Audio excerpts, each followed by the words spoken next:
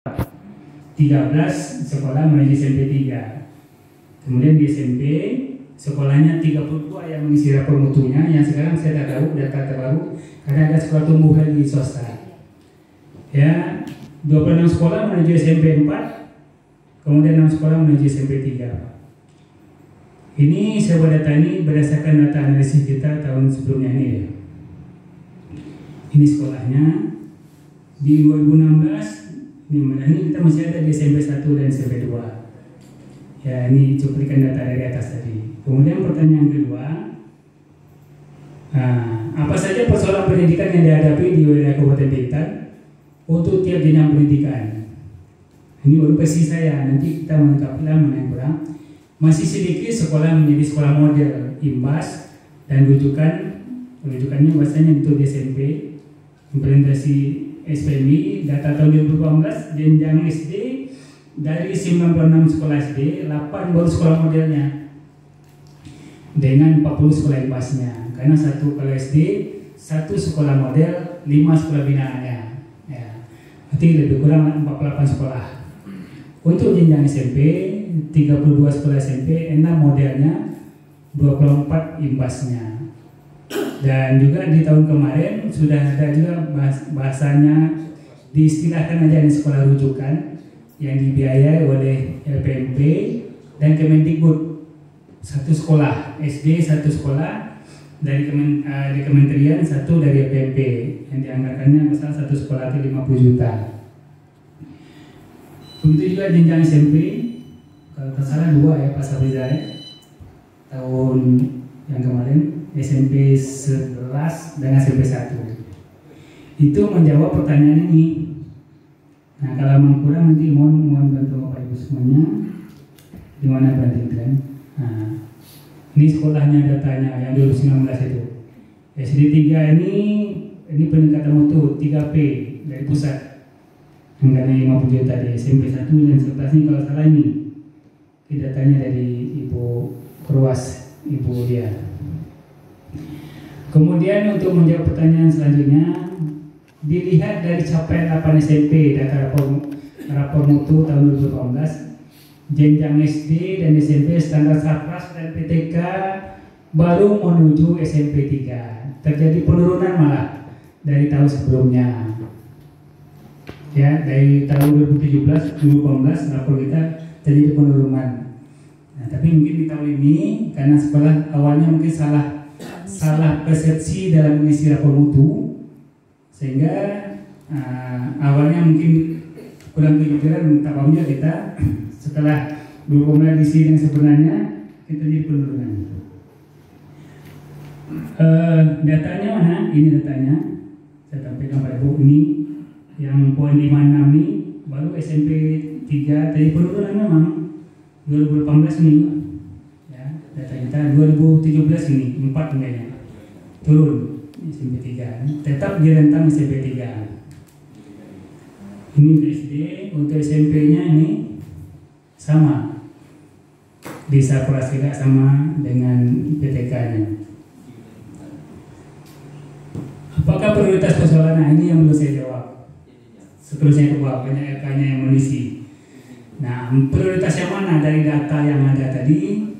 Yang urgent, yang perlu kita selesaikan dari segi PTK sama Saprasnya. Kalau yang 4 standar itu kan internalnya sekolah, tapi sekolah tidak bisa merehab sekolah sendiri. Inilah mungkin TPMPT bagaimana menjadi mitra ya, apakah dengan pusat gimana gitu kan, untuk menjawab pertanyaan standar PTK dan dengan Sarpras. Ini belum saya buat. Untuk SMP apa prioritasnya? Nah, kemudian strategi dan program yang telah dijalankan. Ini yang saya tahu nih, yang saya tahu. Sejauh ini strategi dan program yang telah dijalankan oleh pemerintah Kabupaten Bintan, tentunya dalam hal ini Dinas Pendidikan untuk meningkatkan mutu pendidikan tiap jenjang pendidikan. Saya lihat dari jenjang SD dan SMP meningkatkan kompetensi guru tentang PTK tadi dan kepala sekolah. Yang sudah dilakukan oleh dinas adalah ini pelatihan guru induksi kemarin berapa hari ya Pak Zoe? kita ngadakan, dinas ngadakan, melatih guru induksinya, melatih guru pembimbingnya, melatih kepala sekolahnya, sekolah mendapatkan guru CPNS. Itu sudah dijalankan. Pelatihan SKP dan prestasi kerja juga sudah berjalan. Pelatihan penulisan karya tulis, nah, itu 2018-19 2 kali dilaksanakan oleh bagian GTK.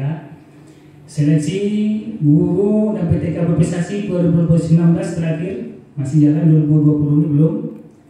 Seleksi guru Nobel, seleksi dan pelatihan calon kepala sekolah sudah dilaksanakan oleh GTK. Penguatan kepala sekolah, pelatihan pemanfaatan TIK di klinik komputer di Dinas Pendidikan, seleksi uji kompetisi guru untuk meningkatkan PPG untuk guru yang untuk ikut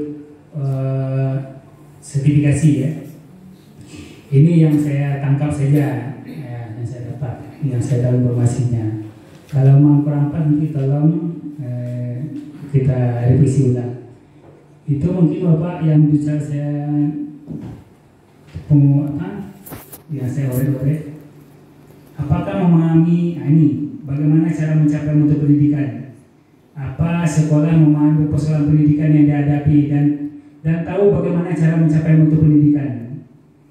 Nah, saya jawab situ. Baru sebatas sekolah model dan imbas yang mendapat pelatihan dari PMP yang mampu menjawab mutunya, karena didampingi oleh pasdanya. Karena tidak adanya sinkronisasi antara mutu yang permasalahannya dengan pemecah masalahnya, karena berkaitan dengan anggaran. Ya. Kemudian program apa saja yang sedang dijalankan oleh sekolah? Ya, ini baru posisi saya, Ibu ya. Nah, pembinaan bakat siswa untuk persiapan O2SN itu sudah merupakan kegiatan tahunan. Ya, O2SN, FSN itu sudah disanakan sekolah secara rutin. Pembinaan untuk mengikuti Olimpiade, OSN, Olimpiade Sains, kegiatan ekstrakurikuler, pramuka, UKS, maghrib mengaji, literasi, baca buku 15 menit sebelum masuk kelas, sekolah biasa, lihat adiyata, bahkan juga ada pertemuan di sini kemarin pendidikan keluarga ya, budaya. Ini yang saya dengar di bawah. Habis. Nah, itu semampu saya, baru saya oleh-oleh tadi malam Pak Kabir dengan Pak Sekretaris. Tentunya ada RK-nya 2 nih, RK 1 dan RK 2. RK 2 berkaitan dengan kebijakan. Maka kita kembali ke UUD tadi.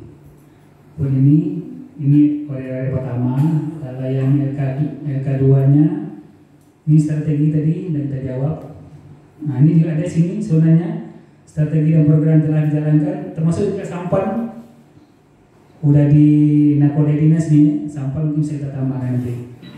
Adanya aplikasi yang diberi nama Sampan Dinas Pendidikan untuk diakses oleh guru-guru untuk meningkatkan proses pembelajaran dengan menggunakan IT. Melaksanakan webinar, pelatihan daring, nah ini yang terjadi saat ini ya. Berbagai macam penggunaan virtual untuk meningkatkan kemampuan guru dan kepala sekolah untuk melek teknologi serta untuk mewujudkan PKP yang direncanakan. Ini sebagai kita ada dijalankan juga ya. Apa ada prioritas program yang dilakukan? Nah, untuk target apa prioritasnya? Nanti kita gabungkan nanti di antara ini juga oleh-oleh dari Bu Niawati juga. Ya. Kemudian apakah mau ini tadi tidak jawab.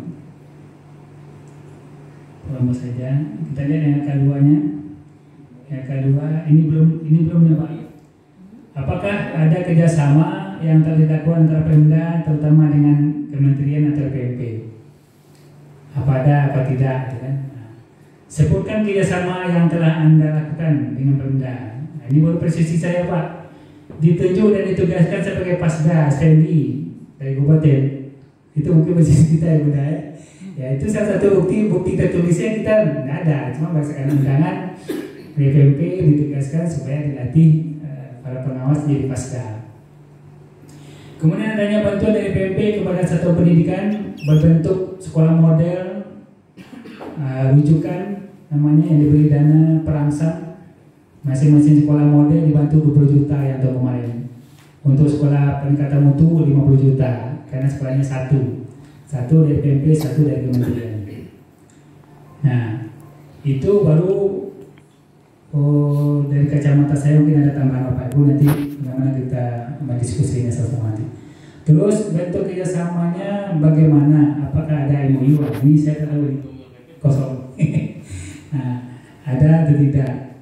Sebutkan kesepakatan komitmen antara pusat dan daerah dalam kemitraan tersebut.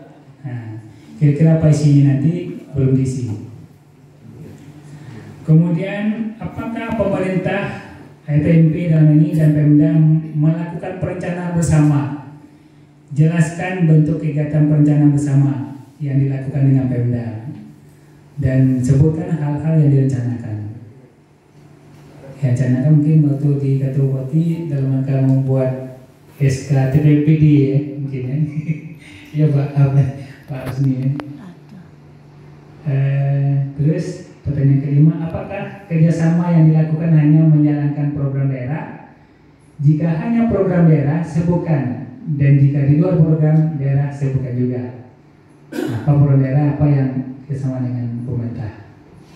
Terus ini simpulkan. Nah, kesimpulannya apa dari MOU tadi, kerjasama. Kemudian, nah ini lembaran kedua Bapak. Yang kedua, penyusunan program kemitraan PMP dan Pemda. Jadi kita sudah buat program nih, usulkan maksimal 3 program. Apa sih program kita ke depan di TPMPD ini kerjasama dengan PMP? Ya. Tentunya di sini SD dan SMP. Apa judulnya? Ini pelatihan Pasda, ini baru versi saya juga begini. Pelatihan Pasda SMI TPMPD, pelatihan sekolah SMI melalui sekolah model dan imbas. Itu kalau saya memang tertulis, walaupun memang selama ini FMP sedang ada kegiatan ini, tapi belum ada MOU dengan TPMPD, belum ada. Nah, seperti saya bisi-bisi dengan Pak Usni tadi, kalau memang ada dianggarkan, kita harus buat sekolah model juga. Kalau PMP sanggup 5 sekolah, paling tidak kita 2-4 sekolah jadikan sekolah model juga SD dan SMP dengan anggaran kita, ya, dengan anggaran kita di samping anggaran dari PMP juga kita ada. Nah, ini yang belum Pak terjawab bagaimana teknisnya. Ini saya paparkan dulu yang sudah disisi. Melatih anggota TPPD pengelola sekolah dalam membimbing dan membina sekolah dalam menjalankan SPMI. Penambahan sekolah model dan rujukan setiap tahun di jenjang SD dan SMP. Kalau SMP mungkin sudah hampir terpenuhi ya, ya. Kalau SD masih banyak, apalagi sekolah kita yang berada di Tembelan. Dan hari ini ada sekolah Tembelan SD 3 ikut. Barangkali mungkin ini jadi sekolah model mungkin untuk bisa memandu sekolah-sekolah yang ada di sana. Nah, teknisnya seperti apa? Apakah dari masa COVID ini atau nanti tatap muka di sana pengawasan begitu di lapangan? Kondisi yang akan dirubah melalui kementerian ini. Nah, ini baru kalau pengen pulang nih mohon bantu Bapak Ibu semua. Ya kan semua sekolah jenjang SD dan SMP mampu menerapkan SPMI. Ya, yang kita ubah itu dengan meminta itu sekolah mampu menyusun SPMI-nya, mampu apa kebutuhannya, bagaimana menyelesaikan permasalahan. Ya, kondisinya. Kegiatan yang dilakukan bersama ini belum kosong, sebagian dari sisi sarannya apa belum. Ya, sekolah model berapa kita nak buat kalau mantai PMPD mengadakan kegiatan, pihak terlibat, ya dinas pendidikan. Kontribusinya apa, PMP, kerjasama pembayarannya gimana, tantangannya apa, durasinya. Nah, itu mungkin Pak, ada 2 LK yang harus kita isi. Yang kedua berkaitan dengan kebijakan seperti apa. Nah, pembagiannya saya tak paham bagaimana baginya Pak Usni.